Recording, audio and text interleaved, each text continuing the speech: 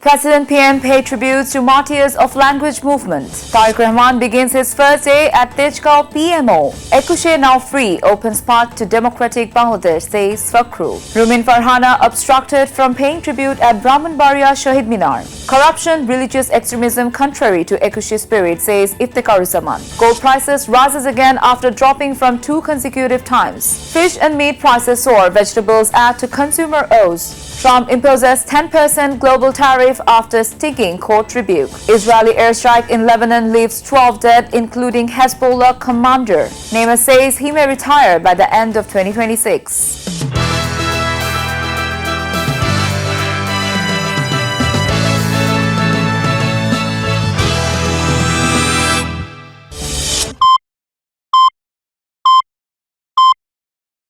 Hello viewers, this is me, 𝗞𝗲𝘆𝘀ci𝗿𝗱𝘀, welcoming you to Daily Sun. Here are the top 10 news stories.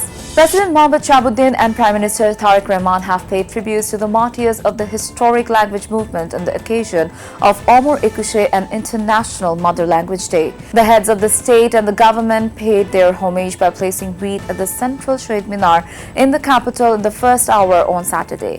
The president was the first to place the wreath at 12:01 a.m. and departed, and then the Prime Minister entered the Shahid Minar and paid tribute at 12:07 a.m. Prime Minister Tariq Rahman arrived at the Prime Minister's office PMO in 𝗞𝗲𝘆𝘀 for the first time on Saturday, marking the start of his official duties from the office following his swearing-in.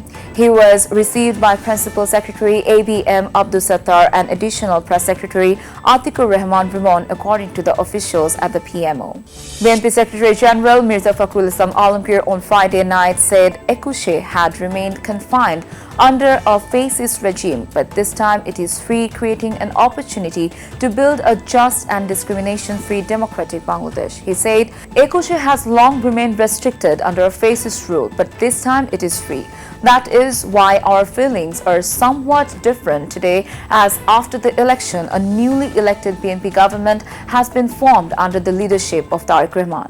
Rumin Farhana, lawmaker from Brahmanbaria too, was reportedly unable to lay a wreath at the Shahid Minar in Sharal Upazila in the early hours of International Mother Language Day amid an altercation involving 2 groups. Her wreath was torn apart during the commotion and she left the venue without offering tribute despite police intervention. Dr. 𝗞𝗲𝘆𝘀𝘀, Executive Director of Transparency International Bangladesh (TIB), has said that corruption and religious extremism are contrary to the spirit of 𝗞𝗍𝘀. He made the remark after paying tribute to the language movement martyrs at the central Shahid Minar on Saturday. Dr. 𝗞𝗲𝘆𝘀𝘀 emphasized that all citizens of Bangladesh are entitled to equal rights. After dropping for 2 consecutive times, gold prices have risen once more.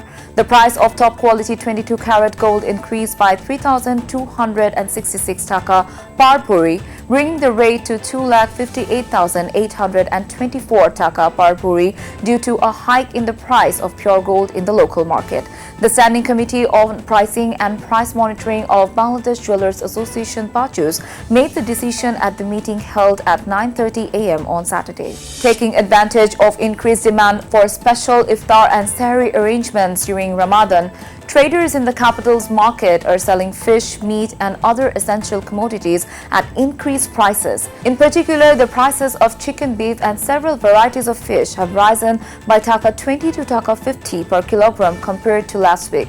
Vegetable prices have also increased. President Donald Trump imposed Friday an additional 10% tariff on imports in the United States after the Supreme Court struck down many of his sweeping and often arbitrary duties, delivering a stinging rebuke on his signature economy policy. Trump signed the tariff order in the Oval Office, saying on social media that it was effectively almost immediately after spending the past year imposing various rates to casual and Spanish countries, both friend and foe.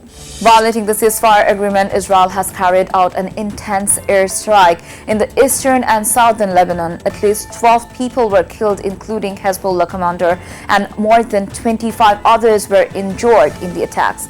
Lebanon state-run national news agency NNA reported on Friday that at least 10 people were killed and more than 25 injured in an airstrike in the Bekaa Valley in eastern Lebanon. Now, wounded have been admitted to various hospitals in the area.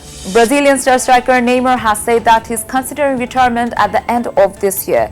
The 34-year-old forward has openly admitted uncertainty about his future due to being plagued by injuries in recent seasons. In 2017, Neymar has joined Paris Saint-Germain from FC Barcelona for a £200 million transfer fee, which remains the highest in the football history.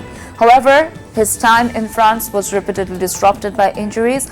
Later, he faced similar setbacks at Saudi club Al Hilal SFC. That's all for today. Thank you for staying with us. Don't forget to subscribe to our YouTube channel and follow us on Facebook. Have a great night.